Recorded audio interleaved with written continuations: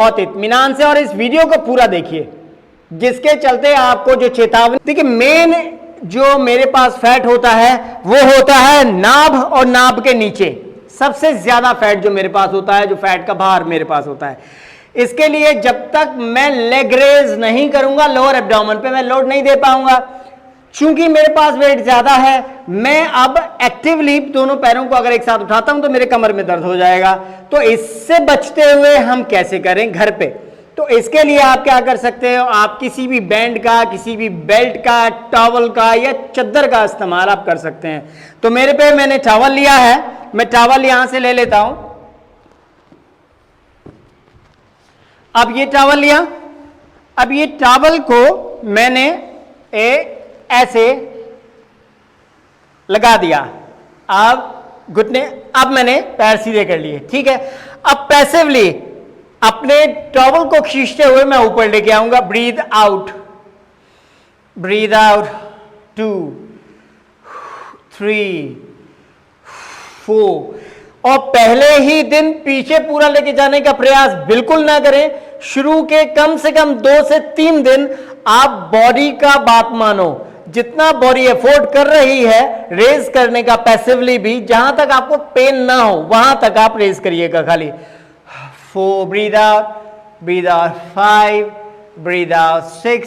इसको आपने repetitions minimum 15 तो करिएगा ही, धीरे धीरे इसको ग्रेजुअली 35 तक लेके जाने की कोशिश कीजिएगा। ये नाभ और नाभ से नीचे के फैट के लिए सबसे बेहतरीन एक्सरसाइज है और मेरे ख्याल से सुपर इजी वे हुआ ये। अब बाकी अपर पार्ट का क्या करेंगे, उसके लिए तो मेरे को सिटअप्स करना होता है और सिटअप्स के लिए मेरे को इतना ऊपर उठना है, मैं उठ ही नहीं पा रहा, मेरे को फैट बीच में आ रहा है और मेरे को कमर दर्द कर रही है। उसके लिए फिर मैं चाहे किसी अपनी बेल्ट का, चाहे वो टॉवल का, चाहे वो रस्सी का या चादर का, किसी का भी मैं सहारा ले सकता हूं। तो मैंने अभी ये टॉवल लिया। मेरे घर पे चाहे वो रेलिंग है, चाहे वो बेड का पाया है, चाहे वो कुर्सी का हत्था है, मैंने उस पर ऐसे करके एक सिंपल गांठ मार दी। मैंने ये गांठ मार दिया। अब ये मेरे को एक सपोर्टर हो गया जी मेरा। ये मैंने लेट जाना है, घुटने मोड़ लीजिएगा और इसको पकड़ लेना है, अपने टॉवल को, बेल्ट को, जो भी आपने बांधा है। अब इसको खींचते हुए अपने आप को आपने ऊपर उठाना है। पैरों में गैप ध्यान रखिएगा, अगर पैरों में गैप एंकल हिप जॉइंट से अगर अंदर आया तो आपको हिप पे यहां क्रैम्प आएगा एकदम से। तो वो क्रैम्प ना आए तो क्या होगा, आप अपना हमेशा एंकल हिप जॉइंट से बाहर रखिए, ऐसे आपको कभी क्रैम्प नहीं आएगा। अब इसको खींचते हुए अपने आप को आप ऊपर उठाइए।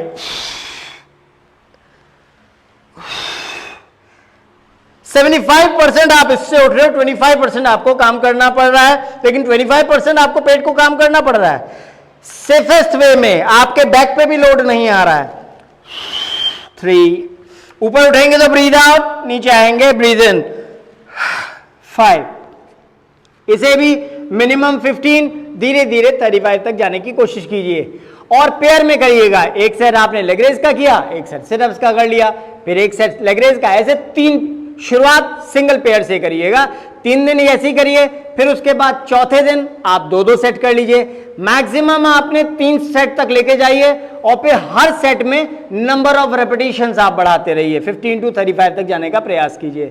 जब आप ऐसा करते हैं तो आप देखेंगे कि कुछ ही दिनों के बाद आपको ये जो सपोर्टर है आपका, इस सपोर्ट की आवश्यकता ही नहीं रहेगी और आप एक्टिवली अपने लातों को, अपने लेग्स को ऊपर लेग रेज करने के लिए आप लिफ्ट कर पाएंगे और ऐसे ही अपर बॉडी को आप बेंड कर पाएंगे फॉरवर्ड, एब्डोमेन अपर को खत्म करने के लिए।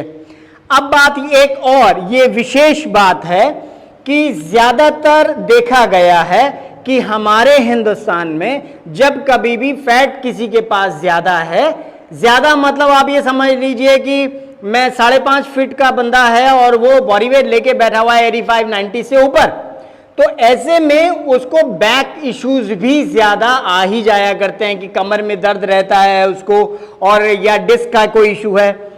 अगर कोई डिस्क का आपको इशू है, कमर का कोई इशू है और आपको रिस्ट्रिक्ट किया गया है फॉरवर्ड बेंडिंग के लिए, तो आप बहुत आराम से इन एक्सरसाइजेस को परफॉर्म कीजिएगा। यह कहना कि आपको फॉरवर्ड बेंड करना ही नहीं है, तो मैं कह रहा हूं जब कभी भी आप फॉरवर्ड बेंडिंग करेंगे तो जितना बॉडी अलाउ करे उतना फॉरवर्ड बेंड। जैसे फॉरवर्ड बेंड मेरे को बिल्कुल मना किया गया है और यहां तक मेरे को पेन नहीं होता है, तो आप इतना फॉरवर्ड बेंड जरूर करें। अगर इतना आपने छोड़ दिया तो ये समझ लीजिए आप इसके भी नहीं रहेंगे। तो आप यहां तक इजी है, इसके नीचे जा रहे हो तो आपको पेन शुरू हो गया, तो अब आप इसका मतलब है आप इतना नीचे तक नहीं जाएंगे, सिर्फ यहां तक आपको पेन नहीं है, तो आप इतना फॉरवर्ड बेंड जरूर करें। द सेम सिटअप्स आप लगा रहे हो सपोर्ट के साथ भी, और यहां पे मैं सपोर्ट लेके मैं ये उठाऊं, अगर ये ऐसे, अब यहां पे दर्द हो रहा है मेरे को लेकिन यहां तक दर्द नहीं है, तो यहां तक पहले आप प्रैक्टिस में आइए। जब आप ऐसे करके करते हो तो आपकी कोर की स्ट्रेंथ बढ़ती है, आपके डॉर्सी की स्ट्रेंथ बढ़ती है, जिसके चलते आपको जो बैक में पेन हो रहा है उसमें भी गिरावट आती है और बैक पेन भी धीरे धीरे ये समाप्त हो सकता है। तो लिहाजा जब कभी भी करें आप बहुत ध्यान से, बहुत इत्मीनान से, और इस वीडियो को पूरा देखिए, जिसके चलते आपको जो चेतावनियां हैं कि आप कैसे कैसे एक्सरसाइज करें, क्या क्या बातों का ध्यान रखें, आप ये करके पूरा हर बार इंस्ट्रक्शंस को फॉलो करके अपने जो स्ट्रक्चर को, अपनी अपीयरेंस को बेहतर प्रेजेंटेबल बना सकते हैं घर पे रहते हुए। धन्यवाद। जय हिंद।